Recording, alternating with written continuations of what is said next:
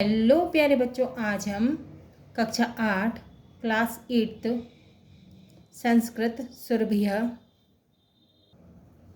चतुर्थः पाठः पाठ 4 लेसन 4 नीतिश्लोकाः नीतिश्लोक के अभ्यास प्रश्न क्वेश्चन आंसर को सॉल्व करेंगे।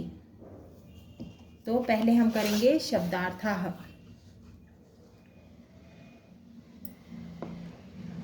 शब्दार्थ: अर्थागमः का अर्थ है धन का आगम, अरोगिता का अर्थ है निरोगता, वश्यः का अर्थ है आज्ञापालक, अर्थकरी का अर्थ है धन संग्रह कराने वाली, अयुक्तम का अर्थ है अनुचित या अयोग्य, स्वामिनः का अर्थ है समर्थ जन का, युक्तम का अर्थ है उचित वस्तु या उपयोगी वस्तु, अमृतम का अर्थ है अमृत या अमरता, मृत्यु माँ पदते का अर्थ है मृत्यु को पाता है, आपत्सु का अर्थ है आपत्तियों में, व्यसनेसु का अर्थ है बुरी आदतों में, जानियात का अर्थ है जानना चाहिए, आरोप्यते का अर्थ है चढ़ाई जाती है, निपात्यते का अर्थ है गिराई जाती है, तथात्मा का अर्थ है वैसे ही प्राणी या व्यक्ति, अधः का अर्थ है नीचे,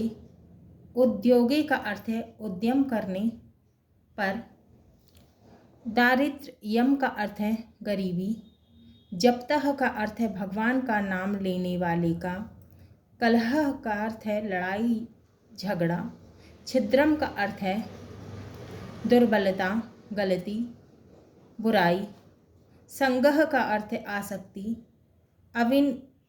अविनी पातितम का अर्थ है वह कौन सी वस्तु जो पतनशील नहीं है, ममाश्रयेत का अर्थ है मुझ में आते हैं, विचिंत येत का अर्थ है चिंतन करना चाहिए, गुणेशु का अर्थ है गुण के उपार्जन में, किमाटोपेह का अर्थ है बाहरी आडंबरों से क्या, घंटाभिह का अर्थ है घंटे लटकाने से, क्षीर विवर्जिताह का अर्थ है दूध से रहित, भोगः का अर्थ है भोग विलास, नित्स्त्वस्य का अर्थ है अशक्त के लिए, अनभ्यासे का अर्थ है अभ्यास न करने पर, अजीर्णे का अर्थ है अपच में।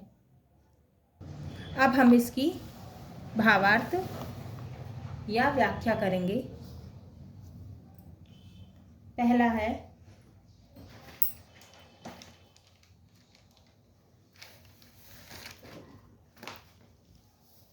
अर्थागमो नित्यमरोगिता च प्रिया च भार्या प्रियवादिनी च वस्यश्च पुत्रोर्थरकरी च विद्यासंग जीव लोकस्य सुखानि राजन। इसका अर्थ है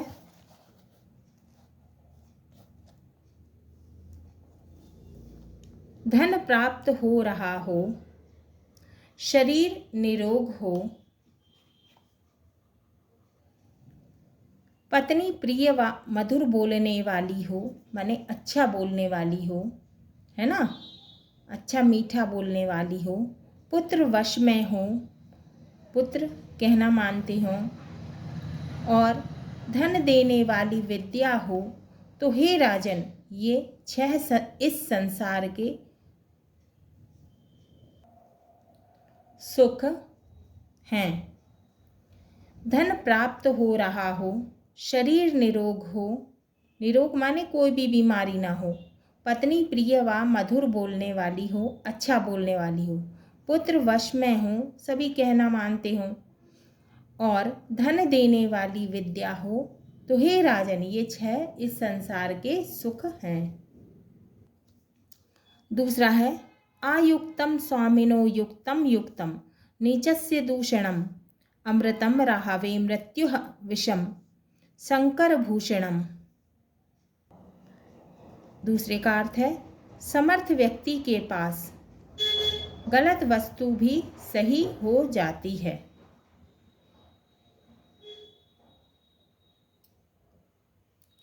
निम्न व्यक्ति के पास सही वस्तु भी गलत हो जाती है। जैसे राहु के पास अमृत भी मृत्यु का कारण बन जाता है।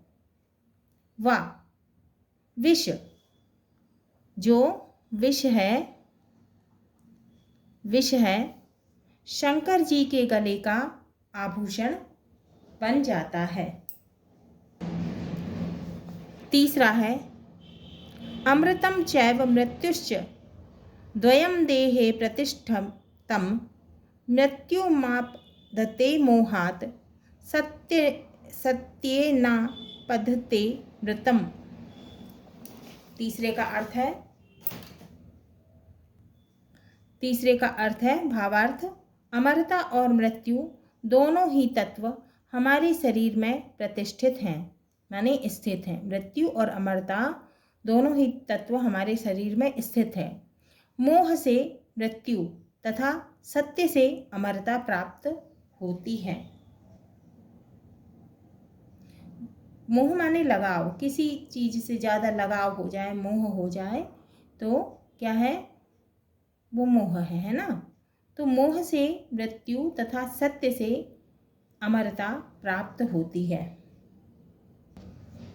चौथा है आपत्सु मित्रम जानीयाद युद्धे सूरम धने शुचिम भार्या क्षीणेषु वित्तेषु व्यसनेषु च बांधवान। अब इसका अर्थ है भावार्थ, विपत्ति में यानी परेशानी में, है ना। विपत्ति माने परेशानी, परेशानी में मित्र, युद्ध में शौर्य, धन में पवित्रता, धन क्षीण होने पर पत्नी तथा विपत्तियों में भाई बंधुओं को जानना चाहिए, अर्थात इन परिस्थितियों में उनकी परीक्षा करनी चाहिए। पांचवा है आरोप्यते शिलाशैले यत्नेन महत्ता यथा निपात्यते क्षणेनादः तथात्मा गुणदोष योह। पांचवे का भावार्थ है जिस प्रकार चट्टान को पर्वत पर चढ़ाने में अत्यधिक प्रयत्न करना पड़ता है किंतु उसे नीचे गिराने में क्षण भर लगता है, जल्दी, क्षण भर माने जल्दी, है ना। उसी प्रकार व्यक्ति के गुण प्राप्त करने में बहुत परिश्रम करना पड़ता है ना। उसी प्रकार व्यक्ति को गुण प्राप्त करने में बहुत परिश्रम करना पड़ता है, जबकि उसमें दोष अनायास ही आ जाते हैं। दोष, है ना, दोष अनायास अपने आप ही आ जाते हैं। अब छठवा है उद्योगे नास्ति दारिद्र्यम जपतो नास्ति पातकम मौने मौने च कलहो नास्ति नास्ति जागृते भयम। भावार्थ है परिश्रम से दरिद्रता नहीं रहती है। छठवें का भावार्थ है परिश्रम से दरिद्रता नहीं रहती है, जप से पाप नहीं रहता है, माने ईश्वर का जाप करने से, नाम लेने से पाप नहीं रहता। मौन से माने चुप रहने से, है ना, चुप रहने से, कलह मतलब लड़ाई झगड़ा, है ना, तो मौन से कलह नहीं रहता है। व जागने पर भय नहीं रहता, अर्थात परिश्रम करने वाले को कभी गरीबी नहीं मिलती है। जप से पाप दूर हो जाते हैं, चुप रहने से विवाद दूर हो जाते हैं, व जागने पर भय नहीं होता। सातवां किम छिद्रम को नु संगो मैं किम वास्तस्य विनिपातितम कुतो ममाश्रयेद दोषः इति नित्यम विचिंतयेत।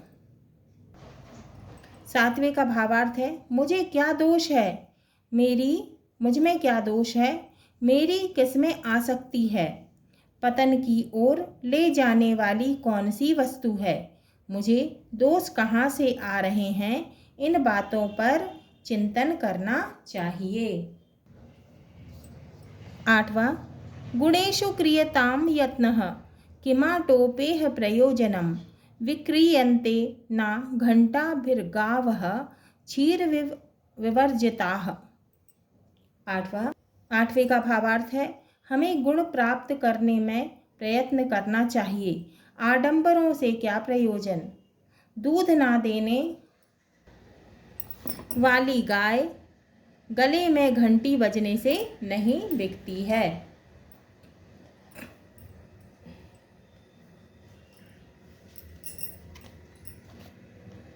नौवा है निर्धनस्य विषम भोगो निस्सतस्य विषम रणम अनभ्यासे विषम शास्त्रम अजीर्णे भोजनम विषम।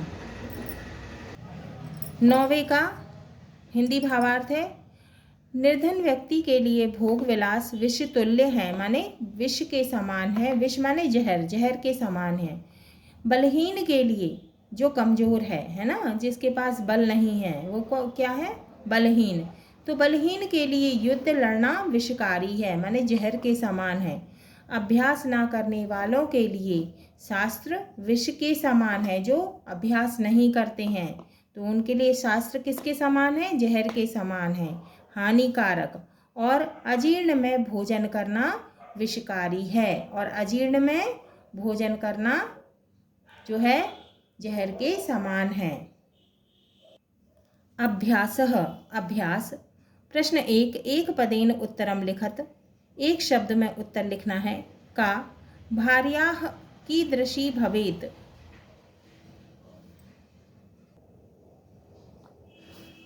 पत्नी कैसी हो। उत्तर है प्रियवादिनी, प्रिय बोलने वाली। पत्नी कैसी हो, प्रियवादिनी, प्रिय बोलने वाली, अच्छा बोलने वाली। ख विद्या कीदृशी भवेत्। विद्या कैसी हो। उत्तर अर्थकरी, माने धन का संग्रह कराने वाली। गा युक्तम नीचस्य किम भवति। सही वस्तु नीच के लिए क्या होती है। उत्तर है दूषणम, माने अनुचित, है ना। घ मनुष्यः मृत्युम कथम आपद्यते। मनुष्य मृत्यु कैसे प्राप्त करता है। उत्तर है मोहात, मोह से। दूसरा है एक वाक्येन उत्तरम लिखत। अब हमें एक वाक्य में उत्तर लिखना है। का अजीर्णे विषम किम।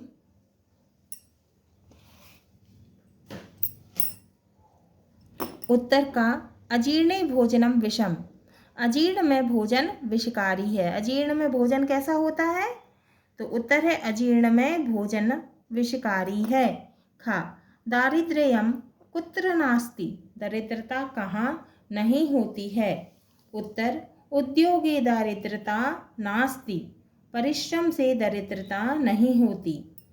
ग मानवः नित्यम किम विचिन्तयेत। मानव रोज क्या सोचे। उत्तर कुतो मम दोषः इति नित्यः विचिन्तयेत। मुझ में दोष कहाँ से आ रहे हैं, ऐसा सोचें। घ गुणेषु कः करणीयः। क्या करने से गुण प्राप्त होते हैं। उत्तर गुणेषु यत्नः करणीयम। गुण प्राप्त करने के लिए प्रयत्न करना चाहिए। इंगा अनभ्यासे किम विषम। अनभ्यास से क्या विष है। उत्तर अनभ्यासे विषम शास्त्रम। अनभ्यास में शास्त्र विष है। प्रश्न 3 श्लोकांसान यथा योग्यम योजयत। माने श्लोक को यथा योग्य जोड़ना है ना, सही जोड़ी बनाना है। अ और बा। का मृत्यु माँ पदते मोहात। इसका क्या उत्तर है। किमाटोपेह प्रयोजनम। ख गुणेषु क्रियताम यत्नः।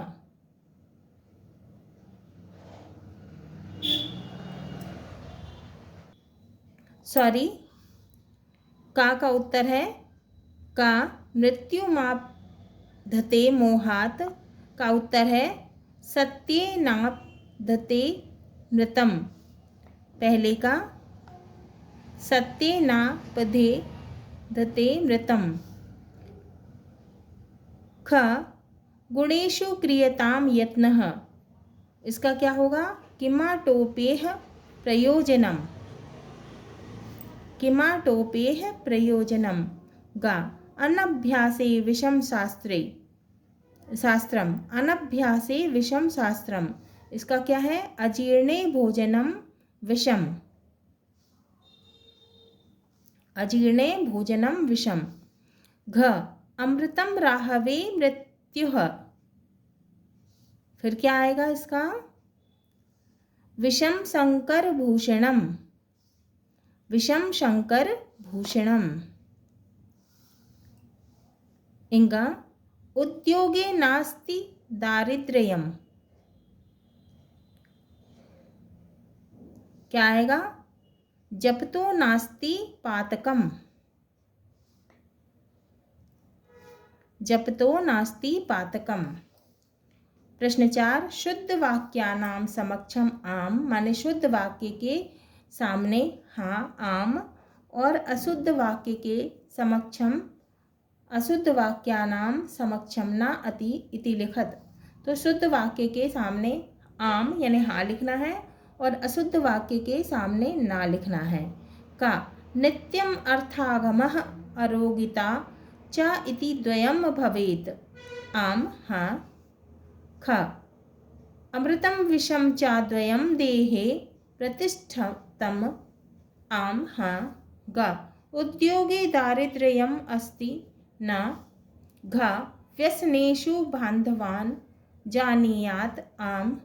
इंगा, सत्येन अमृतम आपद्यते, आम। प्रश्न 5, पदानां विभक्तिं वचनं च लिखत, पदों की विभक्ति और वचन लिखना है। पदम शब्दः विभक्तिः और वचनम। क, नीचस्य पदम, नीचस्य शब्द है, नीचः विभक्ति है, षष्ठी विभक्ति, और वचन है एक वचनम। ख, आपत्सु शब्द है, आपत विभक्ति है, सप्तमी विभक्ति, वचनम है बहुवचनम। गा, युद्धे शब्द है, युद्धः युद्ध, विभक्ति है सप्तमी, और वचन है एक वचनम। घ, क्षीणेषु शब्द है क्षीण, विभक्ति है सप्तमी, और वचन है बहुवचनम। इंगा, धने शब्द है धनम, विभक्ति है सप्तमी, वचनम है एक वचनम। च, गुणदोषयोः शब्द है गुणदोषः, विभक्ति है सप्तमी, वचनम है द्विवचनम। छ, निर्धनस्य शब्द है निर्धनः, विभक्ति है षष्ठी विभक्ति, और वचनम है एक वचनम।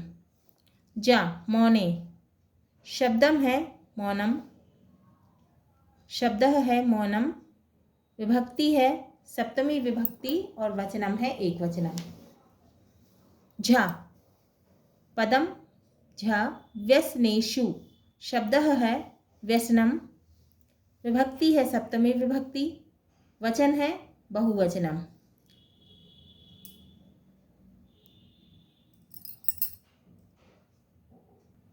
इया, बांधवान पदम है बांधवान, शब्द है बांधवः, विभक्ति है द्वितीया विभक्ति, और वचनम है बहुवचनम।